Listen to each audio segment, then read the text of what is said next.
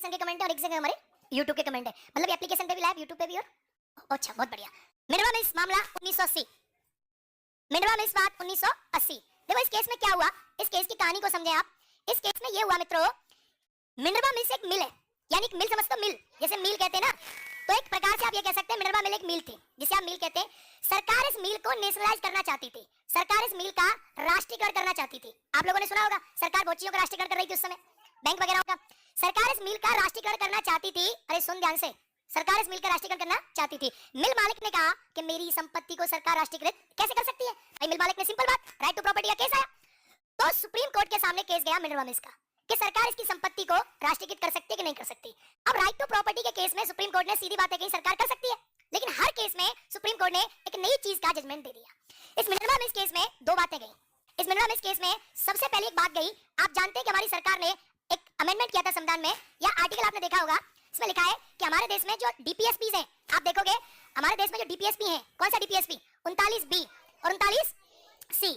अब 39B और 39C के डीपीएसपी को लागू करने के लिए सरकार फंडामेंटल राइट्स का वायलेशन कर सकती है। तो आर्टिकल 14, यानी इसका मतलब हुआ कि मूल अधिकार और डीपीएसपी में कौन बड़ा है। क्या मूल अधिकार बड़ा है डीपीएसपी? ये बात आई कि मूल अधिकार और डीपीएसपी में कौन बड़ा है।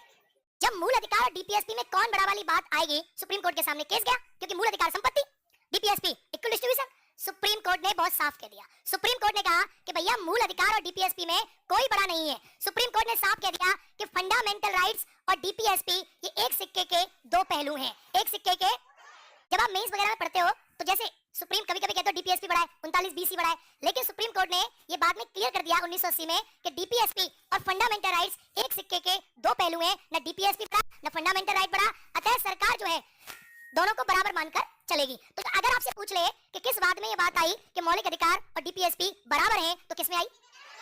एक सिक्के के दो पहलू, एक सिक्के के। इसी केस में सुप्रीम कोर्ट ने ये कहा कि जो राष्ट्रपति शासन लगता है, इसी केस में सुप्रीम कोर्ट ने कहा कि जो राष्ट्रपति शासन लगता है ना हमारी कंट्री में, कि राष्ट्रपति जो शासन है उस राष्ट्रपति शासन का भी रिव्यू यानी पुनरावलोकन किया जा सकता है। ऐसा नहीं कि सरकार कभी भी कहीं भी राष्ट्रपति शासन लगा देगी। तो ये था मिनरवा मिल्स वाद, इस मिल को लेकर ये वाद उठा था। और मेन बात इस वाद में कहा कि मौलिक अधिकार और डीपीएसपी दोनों कैसे हैं, दोनों कैसे हैं, दोनों एक दूसरे के बराबर है, दोनों में कोई समस्या नहीं है,